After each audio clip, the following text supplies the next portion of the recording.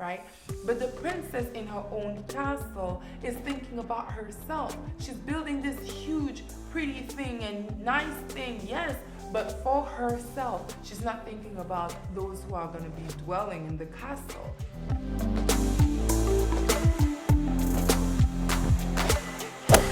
Hello, I'm so excited. Welcome to our second edition of Home Building on YouTube.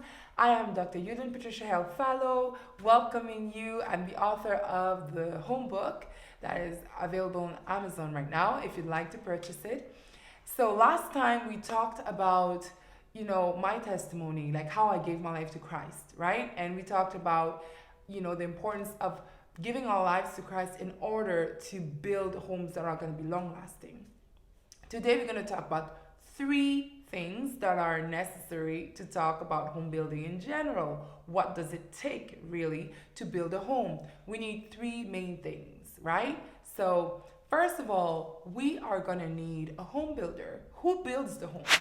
The wise woman builds her house, but the foolish pulls it down with her hands. The Bible says that a wise woman builds her home while a foolish one pulls it apart with her own hands, meaning that the woman is the one who builds the home, right? So in order to build a home, like we said, she needs to give her life to Christ, but she also needs to take care of her relationship with the Lord, because it's not enough to just, give your life to Christ, to say, okay, Lord, I commit my life to you and so forth and have your way. But then you do not nurture it. You have to nurture your relationship with the Lord. And how do you do that? Well, through Bible reading, through prayer, meditation. And when I say Bible reading, like daily or several times a week, you want to go to the Bible. Why? Because the Bible is going to be teaching you, telling you about this person you gave your life to. So it's very important to nurture an intimate relationship with Jesus, because you just gave him your life, right? So Jesus is going to be so important when it comes to building your home, because he's going to give you insight into what you need to know concerning your home and what you need to know concerning the people that are inside your home and how you need to build in order to serve those who are in your home. So that takes us to the second point. The second thing you need to have to build a home is the right mindset. There's an issue actually when the builder has a selfish mindset going into home building. What am I saying? I'm saying that sometimes we can go into home building thinking that we're building homes for ourselves. The Lord used to tell me about this when I was a single lady. He used to say, you know what? You got to make a choice. Do you want to be a wife and build a home, or do you want to be a little princess in your own little castle? Because there's a difference. The woman who is building a home is choosing to build a refuge, a place of refuge for those who live inside her home.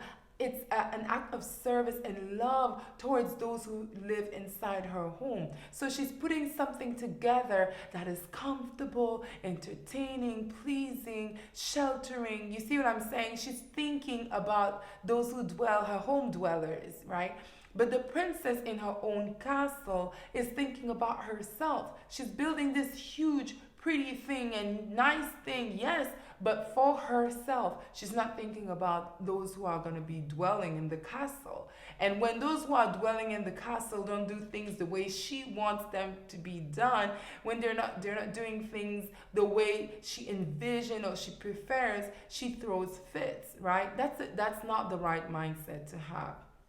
Even though it's so tempting, because we're human beings and a lot of times we have our own kind of perception of what our home is to look like and everything. We have expectations and we want them to be met, which is normal, right? We're human beings. But then as a child of God, and that's why it's so important to give our lives to Christ, to be able to actually build properly, is that when Christ lives inside of your heart, he's gonna talk to you like, listen, Yudlin, like, relax.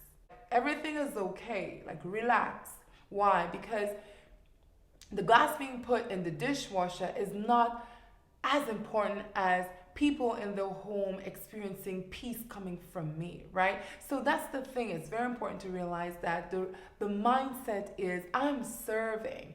If I choose to build a home, is I'm choosing, according to Christ, that's it. That is, if I'm choosing to build a home, I'm choosing to serve through home building, right? And so the third part, of course, is we need a physical place called a home where that we can use to serve the people. So when you get married, you enter a place of a physical place of abode with your husband. That is the physical place that is given to you.